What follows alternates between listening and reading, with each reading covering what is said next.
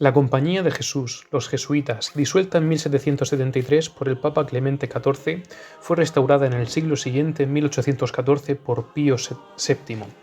Pío IX considerará que el padre José Pignatelli había tenido tanta importancia en ese renacimiento como lo tuvo San Ignacio en el nacimiento de la Compañía.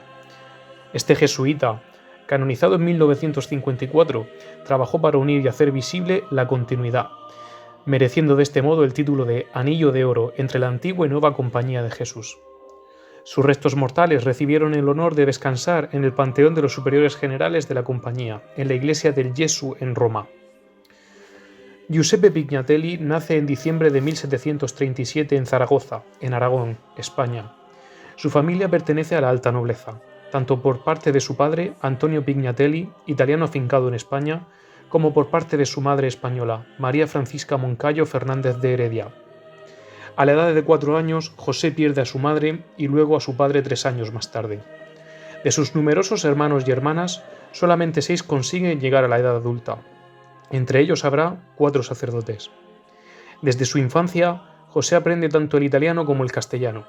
Es un niño modesto y sereno, de obediencia sonriente, y lo mandan junto a los 2 de sus hermanos pequeños a Nápoles, a casa de su hermana mayor, que se ha casado allí.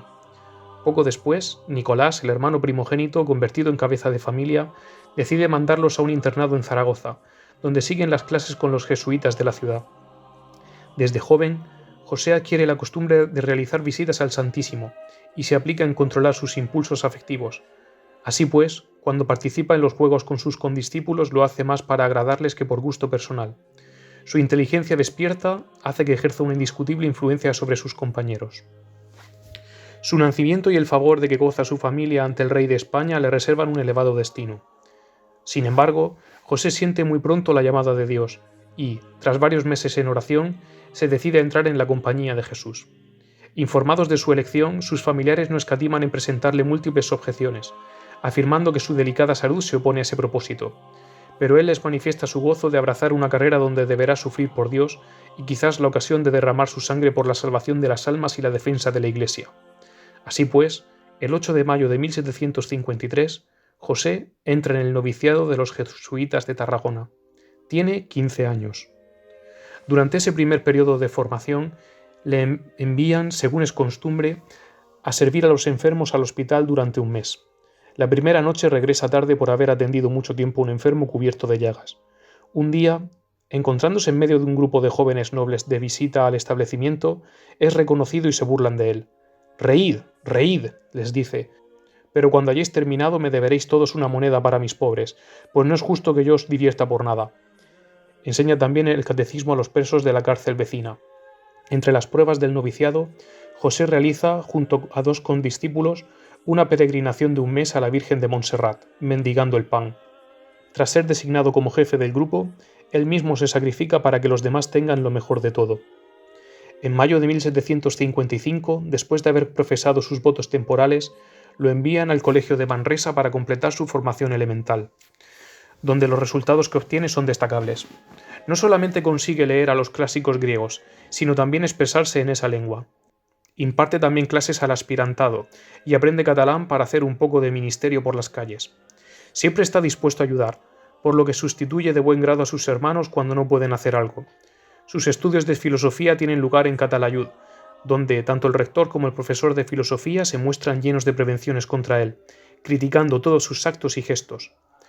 Le consideran un religioso y un estudiante mediocre. Él dirige su mirada a la Virgen y solicita humildemente la gracia de ser mejor. Esta prueba dura 3 años. José no se desanima, sino que se esfuerza con humildad y abnegación. Al final del ciclo de estudios, él es elegido para defender la prueba pública, revelándose entonces ante las miradas de todos como una persona brillante. Los 4 años siguientes transcurren en Zaragoza para estudiar teología. Su sorprendente memoria le permite, además, aprender muchas lenguas antiguas y modernas: hebreo, caldeo y sirio, francés, alemán e inglés. La relación epistolar que mantiene con sacerdotes de la Compañía de Jesús que se hallan en lejanas misiones conduce a José a proponerse él mismo al padre Ricci, prepósito general, para partir y unirse a ellos. Su deseo, sin embargo, no se ve cumplido, pero su ritmo de trabajo lo agota y contrae la tuberculosis, por lo que sus superiores le obligan a descansar. A pesar de los cuidados de los que los médicos competentes a los que le someten, su salud jamás será restablecida por completo. No obstante, es ordenado sacerdote al final del Adviento de 1762. Sus superiores querrían ponerlo en reposo absoluto, pero él no puede soportar sentirse inútil. Ante su insistente demanda, le confían una de las pequeñas clases del Colegio de Zaragoza, y luego la enseñanza de las humanidades. Su actitud general, impregnada de seriedad, de dignidad y de calor humano, provoca que los niños comprendan que se sienten amados y que su dedicación va dirigida a procurarles el bien. Bastan unas semanas para conquistarlos. Una señal por su parte, por ejemplo, es suficiente para detener cualquier desbordamiento de exuberancia infantil.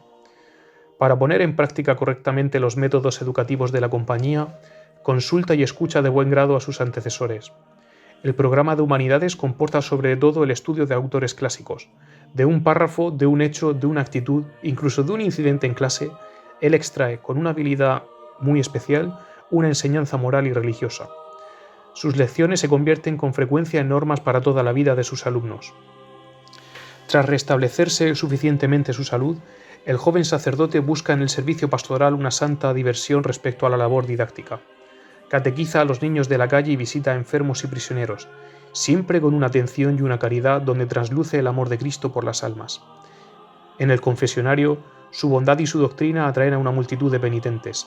También le encargan preparar a los condenados a muerte antes de su ejecución, ministerio muy delicado. A base de dulzura, gana para Cristo los corazones de aquellos desdichados, obteniendo en ocasiones que sean indultados. En 1776, una grave hambruna se extiende por el país.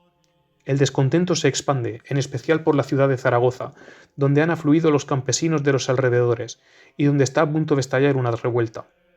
Algunas personas malévolas desean que la responsabilidad recaiga en los jesuitas, pero el día de la insurrección el padre Pignatelli se pone delante de la multitud y consigue apaciguarla. No obstante, una tempestad extraordinaria retumba contra la compañía de Jesús. Todas las fuerzas del entre comillas siglo de las luces se han coaligado contra ella. Los filósofos racionalistas, los jansenistas, los galicanos y los regalistas, partidarios de la supremacía del poder real, así como las sociedades secretas, la masonería, han decidido conseguir su supresión por parte de los gobernantes. A tal efecto, han situado hábilmente a ministros elegidos para ello junto a los débiles reyes de España, de Portugal y de Francia. Con determinación, el Papa Clemente XIII resiste ante el hostigamiento de sus gobernantes, pero estos decretan pronto la prohibición de la compañía en sus respectivos países. A partir de 1759, Portugal expulsa a los jesuitas, seguido en 1764 por Francia. En 1767 se publica el edicto de expulsión tanto de España como de las posesiones españolas, arguyendo como única explicación oficial que existen graves motivos que el monarca guarda en su corazón real. Le han persuadido de que los jesuitas lo consideran hijo ilegítimo. Tras enviar las órdenes a todos los gobernantes de las provincias, son expulsados así 600 jesuitas de España y del Nuevo Mundo.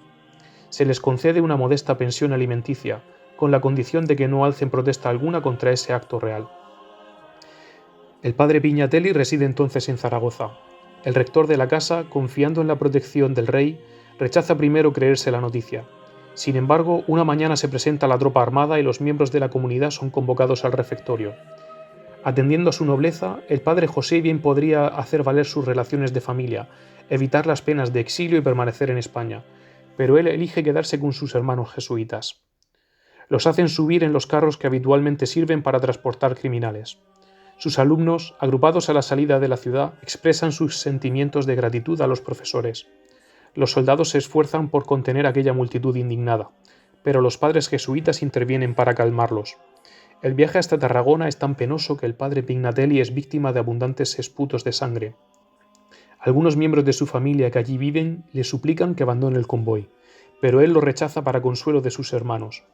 En el puerto de Salou, los religiosos son embarcados en 13 naves. El padre José obtiene permiso del capitán del convoy para pasar de una nave a otra y poder así animar a sus compañeros. La ciudad de Génova acepta acogerlos en Córcega, isla que entonces depende de ella. Los jesuitas son desembarcados en Ajaccio y después trasladados a Bonifacio, en la punta sur de la isla, donde permanecen un año.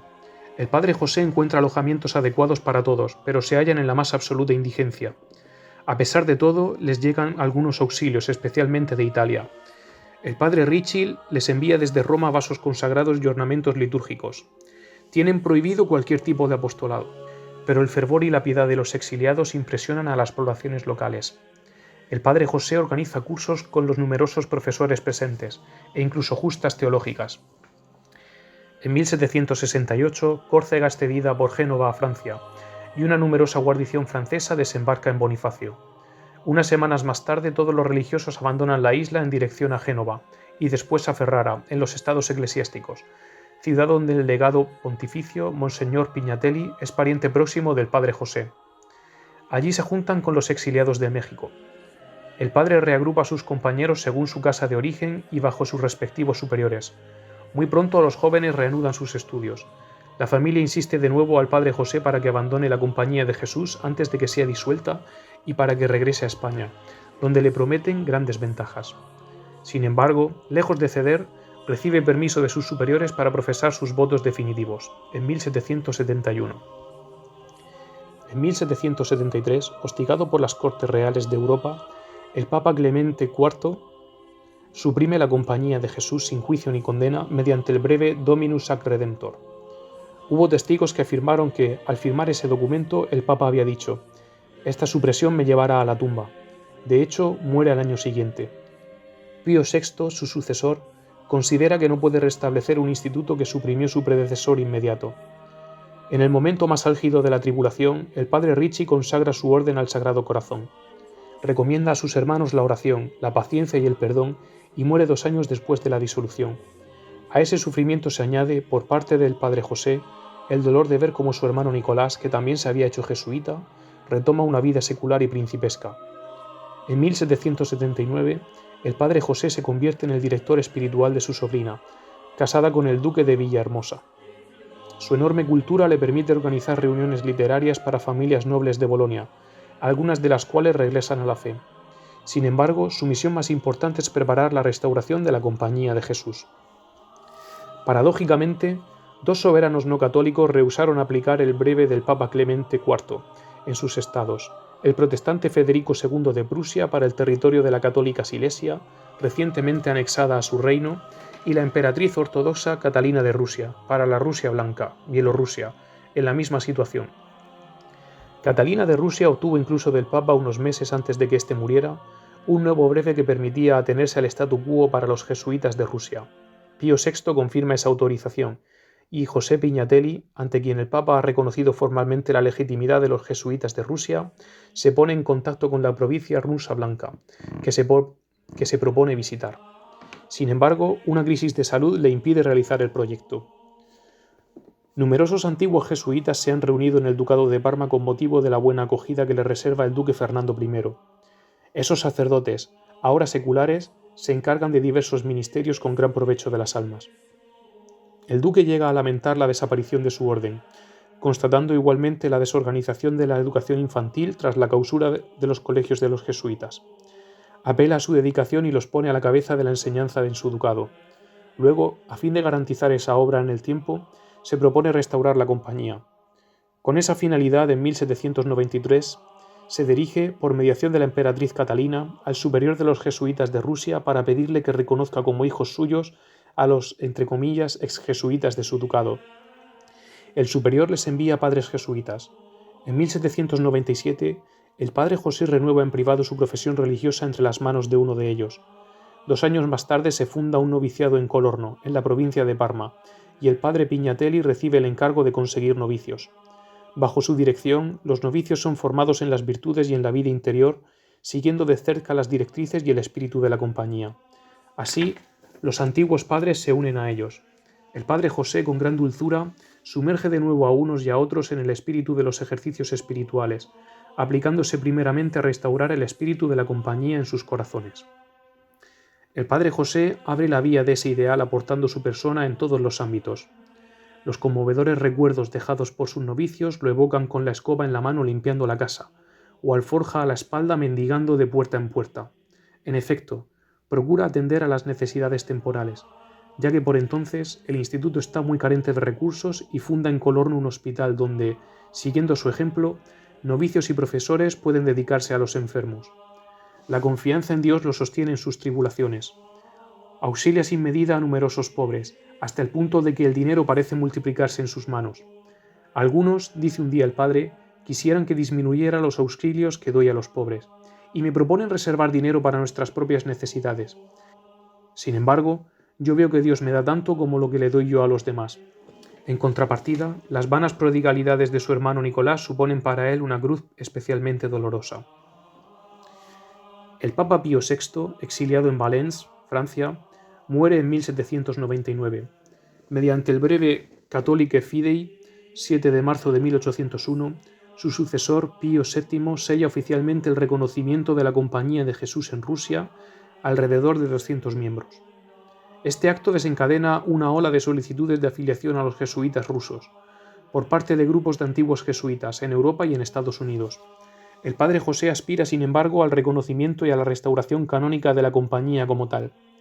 En 1803 es nombrado provincial para Italia por el superior general de Rusia. Renunciando a su deseo de ir a Rusia para servir a los pobres habitantes de los campos, acepta ese cargo por obediencia. Tras desplazarse a Nápoles, se dedica con gran prudencia a obtener la aquiescencia del rey Fernando IV, quien, afectado por los acontecimientos de la Revolución Francesa, solicita al Papa que autorice el regreso de los jesuitas a Nápoles. El 30 de julio de 1804, la Compañía de Jesús queda restaurada en el reino de Nápoles y Sicilia.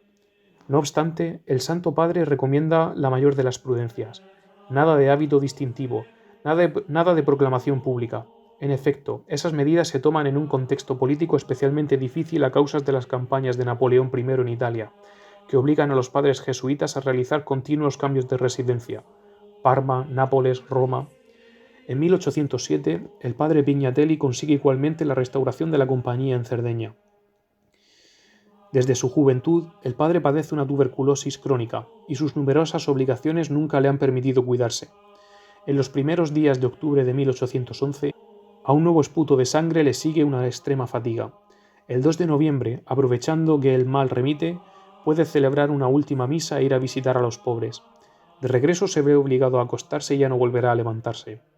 Muere en Roma el 11 de noviembre, después de haber predicho a sus hermanos la próxima restauración de la Compañía de Jesús. El 7 de agosto de 1814, efectivamente, el Papa Pío VII, al salir de su cautiverio ordenado por Napoleón, durante el cual había meditado largamente sobre las causas de los desastres de la Iglesia y de la sociedad, restablece oficialmente la compañía. Tras dirigirse a la iglesia de Jesús, donde le esperan, encorvados por la edad y los trabajos, un centenar de antiguos jesuitas, ordena que sea leída la bula de restauración Solicitudo Omnium Ecclesiarum. Pidamos a San José Pignatelli la perseverancia en el servicio del Señor, en medio incluso de los múltiples combates que el mundo contemporáneo suscita contra los fieles de Cristo y su Santa Iglesia. Amén. La Compañía de Jesús, los